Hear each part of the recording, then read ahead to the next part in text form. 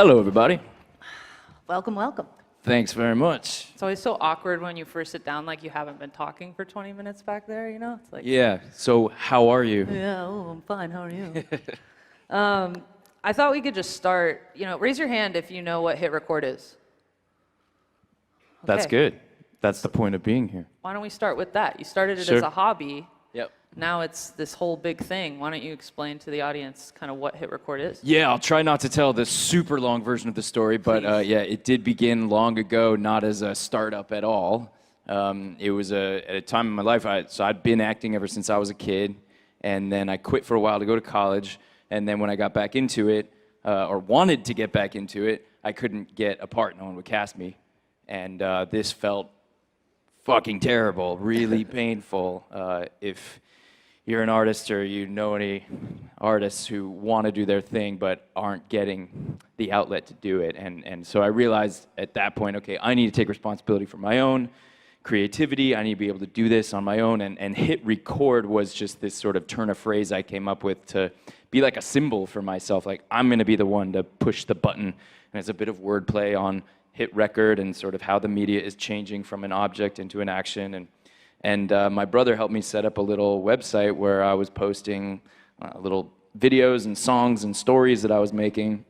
And we put up this message board. We put up the message board in 2007. It was this little PHP, out-of-the-box message board.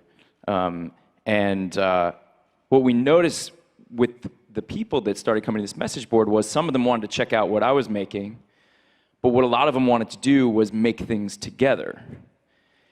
And we thought, now that's legitimately new, because you can watch a video on the internet and that's basically the same as watching television. You can listen to a song on the internet, that's basically the same as the radio. But using the internet to collaborate, to have people be able to make things together they might not have been able to make on their own, that's new behavior that wouldn't have existed a few years ago before this technology. So we thought that was really cool, and we leaned into it, and my brother was a coder, and we started building little features on top of this message board, still completely as a hobby. But the community grew and was so much fun and vibrant and really positive and kind of different than what you see elsewhere on the internet, because I think when people are making things together, they have a common goal. They treat each other differently than when they're like competing for attention and popularity. And so after a few years, my friend Jared, who's here, Jared Geller, said, could this be something more than a hobby and a little message board? Could this be a production company? And in 2010, we launched it as a production company and said, let's use this process where people are making things together online, and we made a list of goals. Could we make a short film like this that could play at a festival? Or could we put out a record? Could we publish a book? One day, maybe we'll make a TV show. And then over the years, we managed to do all those things. And we figured out the IP and the terms of service, and we figured out how to pay people when productions were monetized. And we're really proud of the community that formed, because like I said, even as it grew, it maintained this kind of positive feeling that felt different than other places online. And so now, just recently, we started thinking, okay, it's been great as a production company, but there's a limit to how many people we can really include in this creative process with the production company model, because in the production company model, it's always us leading these collaborative projects, and that doesn't scale. Only so many people can really be included if we're always the leaders. So what if we could take what we've learned doing this for years, leading these collaborative projects, and build tools to let anybody come and lead their own project? And last year we came up here to Silicon Valley and pitched that idea and raised some venture capital with some excellent partners. Javelin led the round, Crosslink came on, Advanceit, some excellent angels, David Rogier, the co-founder of Masterclass. I'm going to say all these names because they're awesome people. But I want to know, though, like I had this vision. We have celebrities come and join us at Disrupt, and more often than not, they're investors, not founders. Right. And I just love the idea of Joseph Gordon-Levitt on Sand Hill Road. Were you tell me about fundraising? Like, were you intimidated? Like, what was that? That has to be a little bit outside your comfort zone. Yeah, it's funny. It's a mix of very much inside my comfort zone and very much outside, because what's inside my comfort zone is going into rooms and relating to people and being able to tell a story and get other people to feel how I feel. That's what acting is and storytelling is. What's new is backing up those feelings with something more scientific, data-driven, the math science against the humanities, I guess you could say, although I think that dichotomy is problematic. But we're going to come back to it. Okay.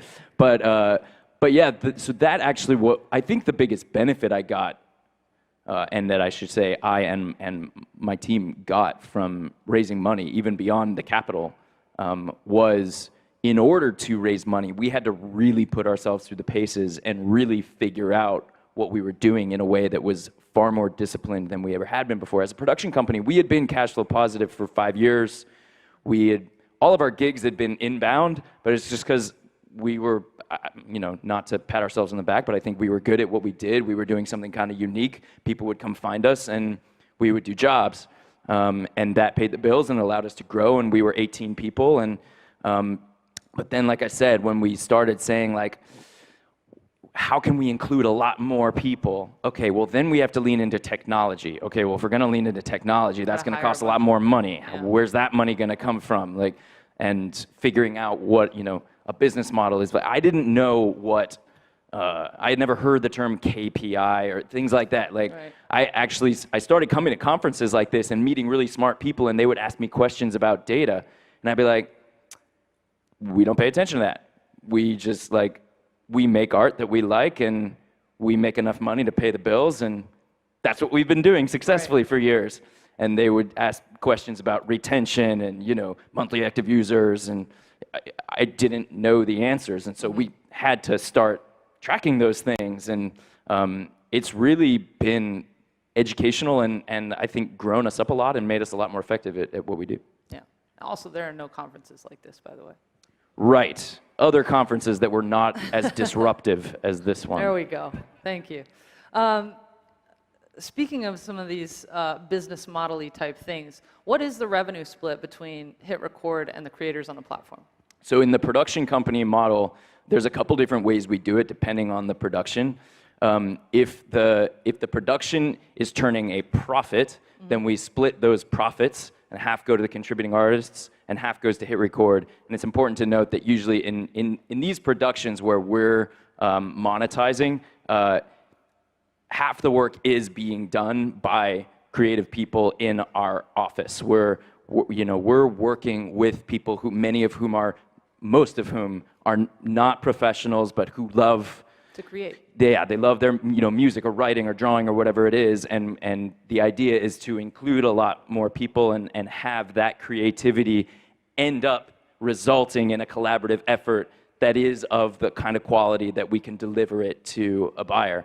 And so half and half always felt fair. There are other productions that don't turn a profit. For example, when we do a TV show, TV shows don't usually turn profits. And if they do turn profits, it's because 5 years later or whatever, it goes into international syndication and blah, blah, blah. So we wanted to make sure we could still pay the contributing artists, even though we probably weren't going to see a profit per se. And so then we just earmark a line item in a production's budget. We say what that number is at the beginning, and then we split up that pool amongst the contributing artists. Recently, you struck a deal with Ubisoft, right? For 10 songs for one of their new games, 10 original songs created on HitRecord for $20,000, which is $2,000 a song. Let's say there's 5 collaborators on each song. That's $400 a piece. And there have been some critics that say, this isn't enough, right? How do you respond to that? Well, first of all, I would say a lot of, I don't know that it's clear that a lot of that work is being done by people in our office. Like I just said, I think the critics are assuming that people are submitting finished songs all by themselves, professional grade finished songs that we can just pluck out and deliver to Ubisoft, which is really not at all what happens on our site. On our site, it's professionals in our office, music producers, going out to the world and saying, let's lead a collaborative effort, and whoever you are, wherever you are, whatever your skill level, we're going to find a way to include you in this. Which is, I think, what Ubisoft ultimately wanted, was a way to include not just professional musicians in the game. Their goal was not to like, hey, we'll find, you know, a cheap way to have music get into our game. They're not spending any less money. They're not cutting any costs. They are not paying any fewer people.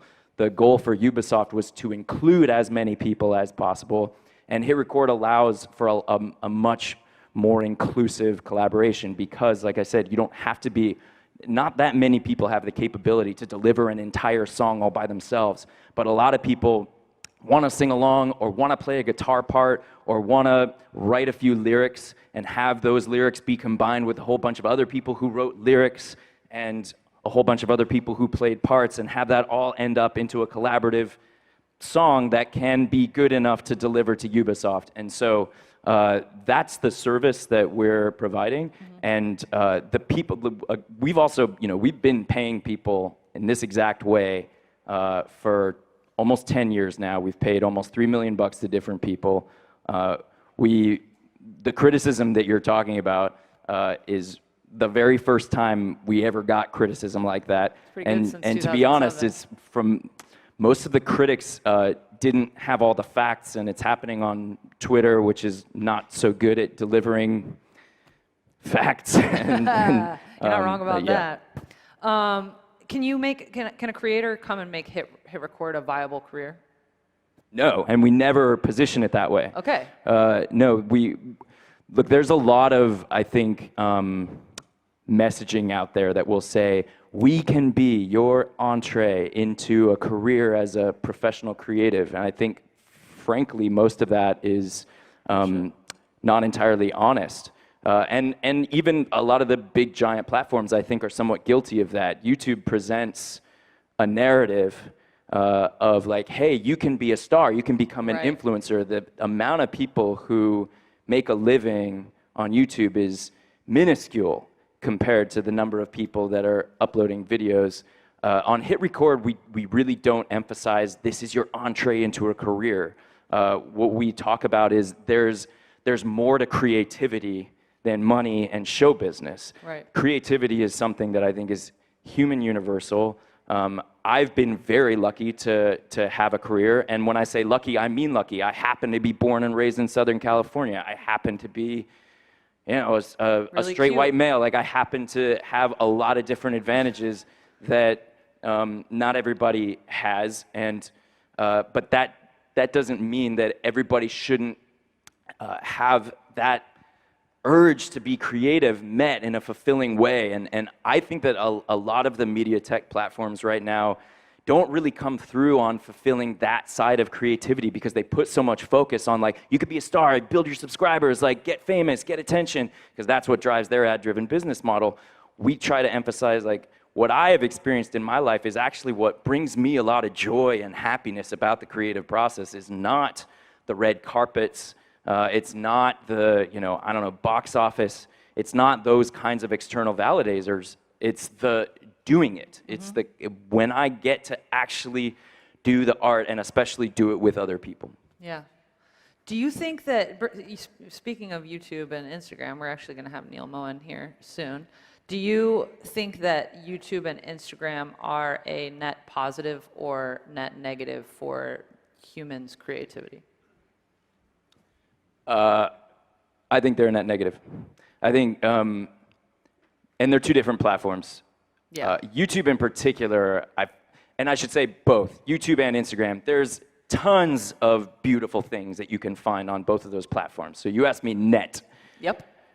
So when I say net negative, I don't mean absolutely negative. And there is tons of incredible stuff, beautiful communities form, all kinds of creative human expression.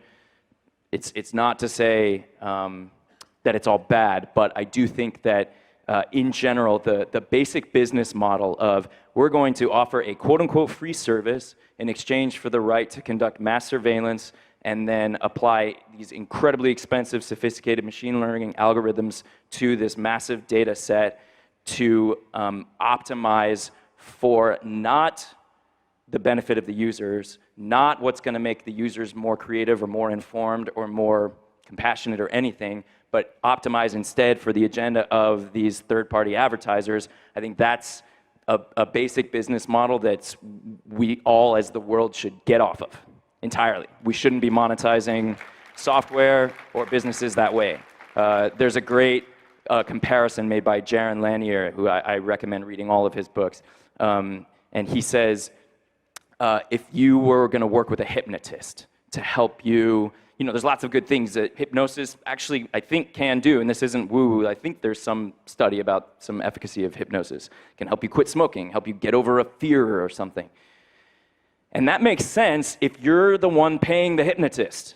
If you're the one who's saying, like, okay, hypnotist, I want you to help me do this. Mm-hmm. But who would agree to get hypnotized by a hypnotist who's getting paid by someone else? You don't know who that someone else is, and you don't know what that someone else is asking the hypnotist to get you to do. Right. No one would agree to do that, but that's what we're all doing, and I include myself in that because I am on Instagram and YouTube and Twitter as well. But it's not a business model that I think is probably beneficial in the long term.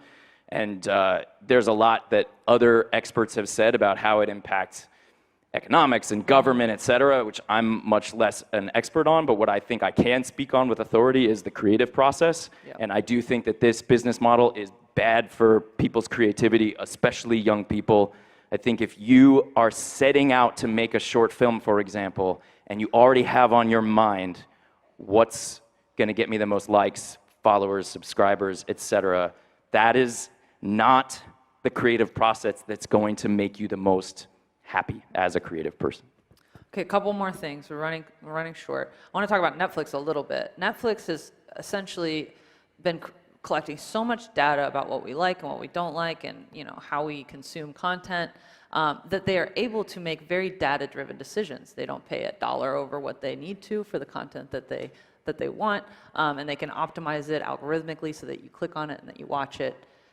You, I think, operate on a very different world where it's really creativity that drives some of the decisions that you might make. How do you approach that? Is data something that is going to be more and more involved in the HitRecord process? Yeah, I don't have any problem with using data. I don't have any problem with machine learning. The question is, what is the machine learning algorithm optimizing for?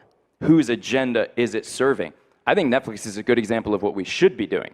There's a direct billing relationship between the customer and the service. Right. The customer's like, hey, Netflix, I want to watch stuff that I like. Netflix is like, cool, we're going to collect a bunch of data on you and try to, give you stuff that you like. If that's what you want, great. If there's there are meditation apps, there are fitness apps that use data to try to help you achieve the goals that you want to achieve, great. And what we're trying to build with HitRecord is, hey, we think that we can build an app that will help you be your best creative self by pairing you up with other people to collaborate with, because it really oftentimes helps if you want to be creative to be doing it with other people and not just trying to do it alone. I'm all for using data to accomplish a goal that the user has signed up for. It's when the user is being subjected to these algorithms not in their interest, but in the interest of some third party behind the curtain. That's, I think, where you get into danger. So it was recently announced that you are going to be on an upcoming project called Mr. Corman that's going to be on Apple TV+. Apple TV Plus has not launched yet, but the company reportedly spent upwards of $6 billion on content, and I'm just wondering how much of that $6 billion is going to you? A fuck of a lot of it. I mean, I'm getting to make a show, and I'm really, really delighted. Apple has been fantastic so far, and I'm really, really excited to be working with them. Is HitRecord involved in any way in the Mr. Corman project? No, other than always, whenever I've done stuff in conventional show business, it's really impacted HitRecord. Because probably if I weren't in conventional show business, you wouldn't be having some dude who raised a Series A sitting here talking to all of you right now. Don't say that. My final question is just why Apple? I'm sure this was shopped around. I don't know how involved you were in that decision, but why is Apple a good prospect for something like Mr. Corman? I mean, first of all, their reach, and that speaks to actually the impact on HitRecord. When Apple drops a show, the reach is going to be really bonkers. incredible. Yeah. And I think it's going to be reaching, I think there's actually a lot of overlap in the culture of what Apple is and who Apple appeals to with who I think kind of my audience is and who HitRecord's audience is people who are creative. There aren't any other tech giants that are making GarageBand, that are making iMovie, they're making Final Cut Pro. Apple has a history of making the best creative tools ever. And that's exactly who I want to be connecting with. And I do think that there's exciting overlap between that and our target for HitRecord. Joe, thank you so much. Thank It's been you. a pleasure.